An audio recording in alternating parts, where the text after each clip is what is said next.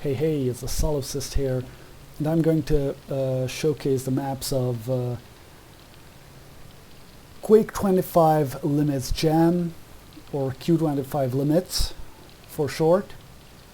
It's a map pack organized around a jam by rock,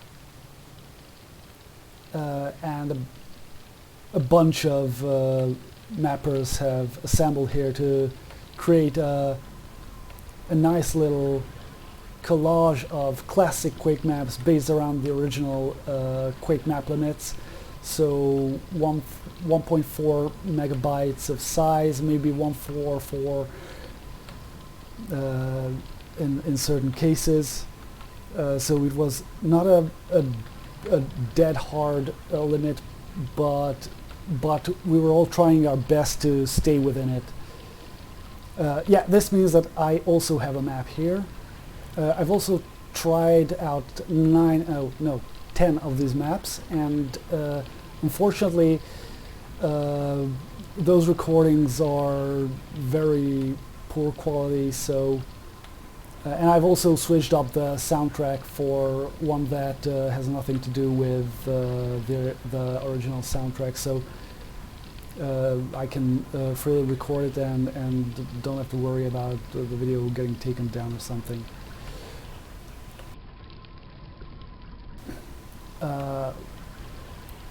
Yeah, where was I? So yeah, the limits were a low W poly count. That means that the number of polygons, world polygons, being drawn from a single angle. This means that when you look down like a hallway, it will render this hallway, everything you can see, and some stuff here as well that you might be able to see when you turn the corner. So here I would probably see the corridor there, but I wouldn't be able to see this part, so this is probably not rendered. A lot of these zigzaggy turns and bends in the original Quake maps were due to this kind of limit. They didn't want to overburden the processors of the time, because it was usually software rendered, not even 3D accelerated. Of course, this looks chunky as hell, but because I have these settings by default on Quake for myself in Quakespasm. So this is Quakespasm, and I've set up chunky mode by Dwars to play the maps. I think this retro feel really makes a difference when trying to navigate the maps, when trying to make out what is lurking in the distance and the shadows. It gives a different vibe to the whole gameplay. Anyway, this is easy mode. Yes, and we are using hallways to connect here. So this is easy mode. We hop down here, go there, and there's a portal there. This is nightmare mode. It's logged, obviously. Now, this was tricky because I didn't know, but this is normal mode. So I kind of just went here like, oh man, this is so cool, yeah, this is great.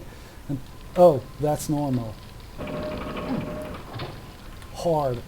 Now, hard is interesting because hard actually gives you lemons from the start, so of course I'm going with hard mode here. And you have to swing through the acid or slime just to get over here and find this portal.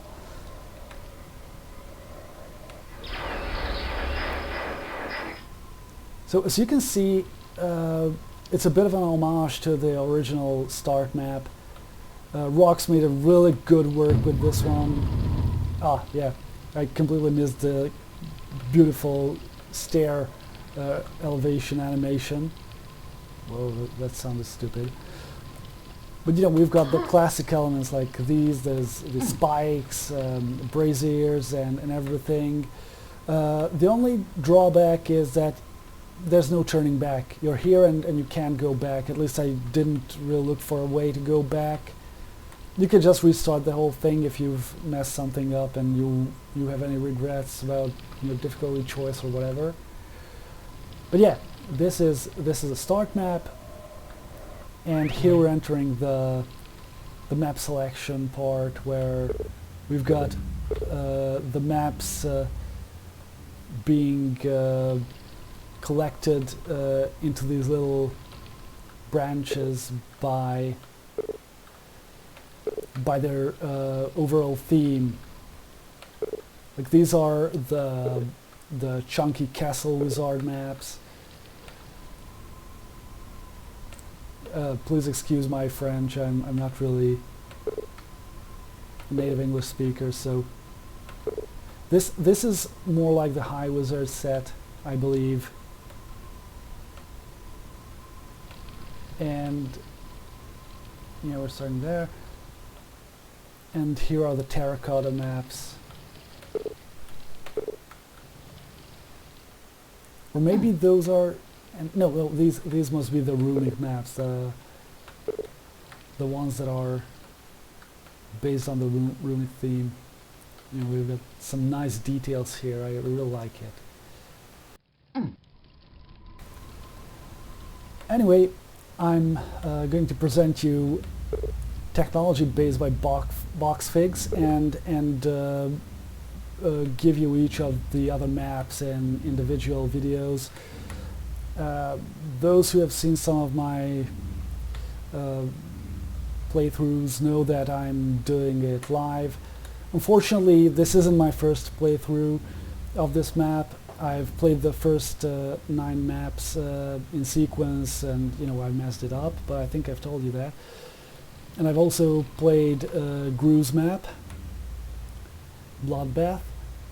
So yeah, without further ado, let's just jump right into it. Audio quality will remain trash. I don't have equipment, and my PC is, you know, it's fan cooled, so it will probably boom up, and you know, I live in mommy's basement, so I'll probably have some noises seeping in time after time sometimes. I mean, I'm recording a bunch of stuff right now, so I'll probably end up giving bits of pieces of my family life away. Okay, let's dive into it. So, right off the bat, traditional id bass.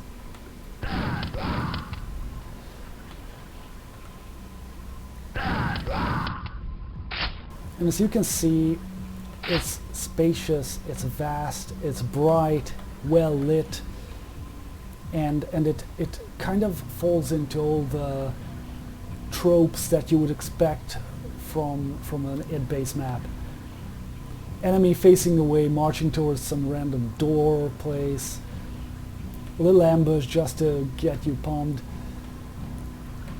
boxes to hide between, you know, just to navigate the whole map, a little health if you got any hits on you, intriguing stuff laying around,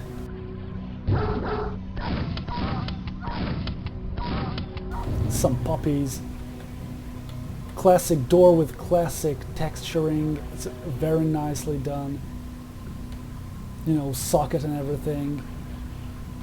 This is, by the way, this is the work of a first-time mapper, as far as I know, and considering that as well,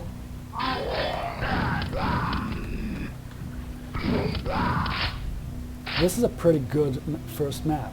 Like, my first map was Warcraft tutorial, 2 box rooms with an arbitrary train in the middle and a teleport that does nothing. Okay, I'm not going up here because I know that the key should be used there, and I don't have it yet. And see, this is something I haven't touched on in the previous iterations, but here we have a dark segment, which is good. Dark places are good. It changes up the mood.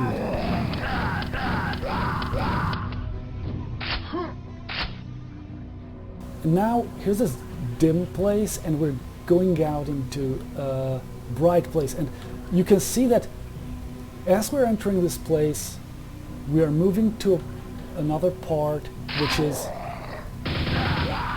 an ambush. That's great. An ambush is always great. It was probably standing somewhere here, and just turned and came at us like that.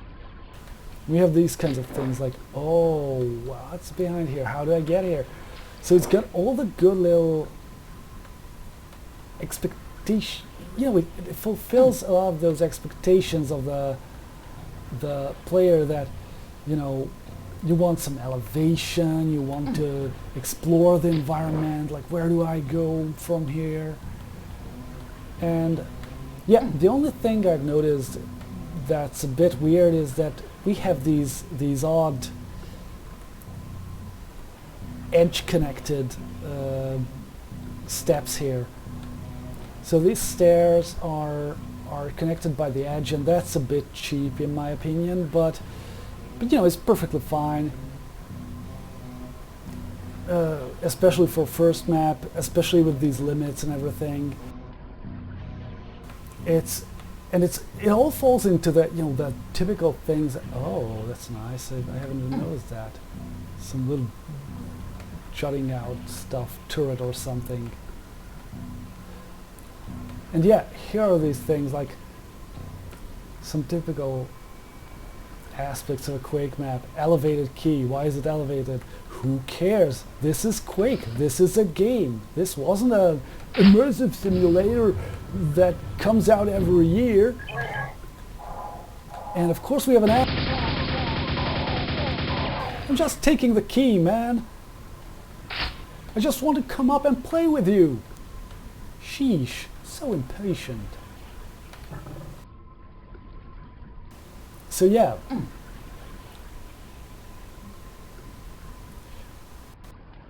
There's a little bit of backtracking here. This could have been filled up with enemies, but I think maybe there wasn't enough time or space or whatever. Or maybe it's just the first map. Okay, so doesn't need to be overly complicated. We've got this little corridor fight, an arena with enemies. The problem with this one is that this could have used a closet or two.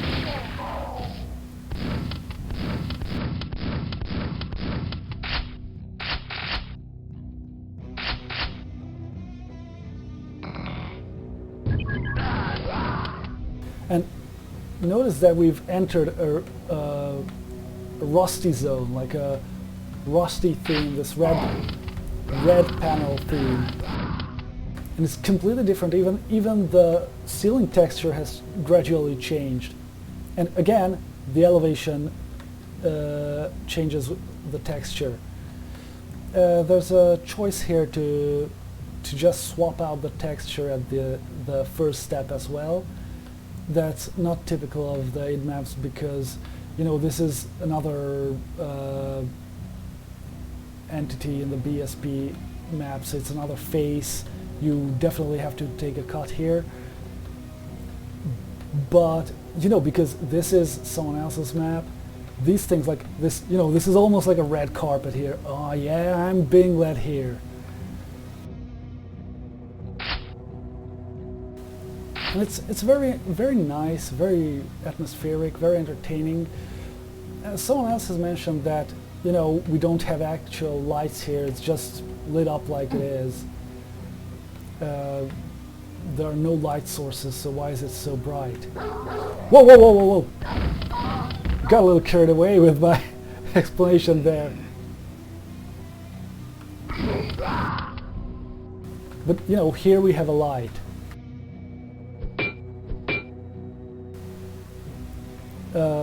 And it's kind of random, like why is it there? And we don't have lights here, so why is it bright? But other than that, this map is good. It's fun to play, especially if you're a bit new to Quake. This will really make you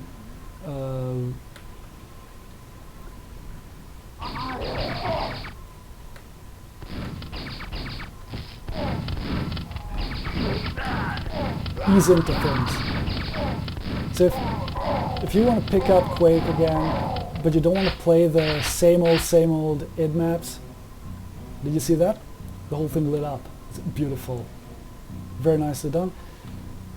So if you want to just get into Quake and start anew, this map is a good a good ease in for the rest of it.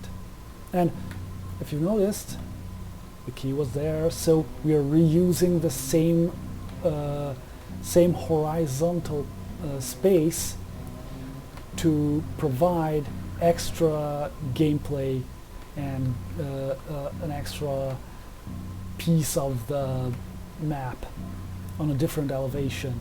This is the hallmark of Quake, that it wanted to utilize verticality as much as possible, and this map really uses this aspect of Quake well.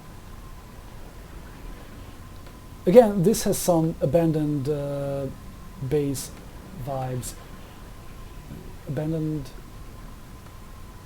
outpost? Base? Abandoned base. That's the deathmatch map, right? Never mind. One thing I've noticed is that here we have this exit sign. This is usually only here in deathmatch mode, so it shouldn't be present in single player, but you know, it says exit, so why not? As you've noticed, I've intentionally skipped all the secrets. I found 3 of them. This is a nice map, especially if it's really a first map or an early map. Really the only big thing I've noticed that it's weird with it was these steps, that they didn't connect properly. But other than that, I mean, we have an ending screen, a proper ending screen. It's not the start location facing in some random direction. It's the ending screen of the map pointing down, so model angle was set for it. So there's quite a fair bit of work put into this, and it's a really good tribute to Quake, in my opinion.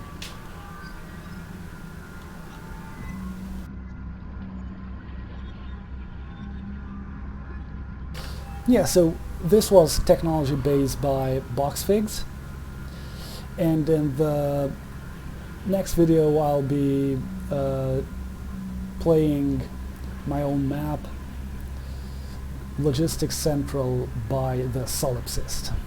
But until then, bye.